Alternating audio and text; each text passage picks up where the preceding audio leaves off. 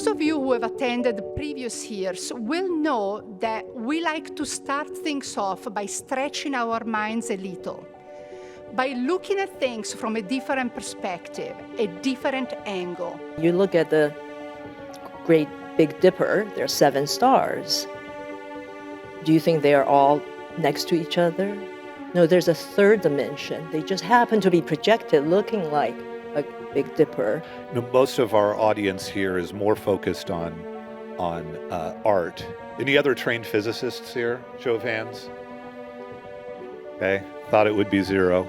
And the thing that is connecting all of us, I think probably everyone in this room has had some kind of transformative, mesmerizing experience in a museum or with a work of art. And that's why we're all here today. This is a camera I built that you can point it at an object and it will make an absurd label for that object.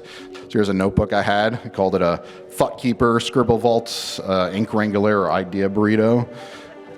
This is obviously a yellow boomerang, a spicy rooster booster.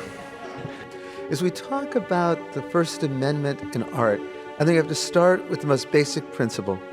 Under the First Amendment, all ideas and views can be expressed, period. Now, regarding the law, yes, that's correct. There is the British Museum Act of 1963, which in a nutshell prohibits the repatriation of the exhibits of the museum. But the sculptures are carved in stone, the laws are not. I mean, there's serious penalties that are foreseen. This is not small beer. You don't want to get on the wrong side of the law in Europe. I think another thing that the Copyright Office is going to be thinking about is labeling output. Should companies that generate visual art of some sort, should they have to identify that this is AI generated? Is this a story about art? Is this a story about democratizing art for more individuals, democratizing ownership? Or is it kind of the highlight or the pinnacle of art as an investment body, as a commodity? So about 20 artists make up 50% of the overall value of the art market. So think about that for a minute.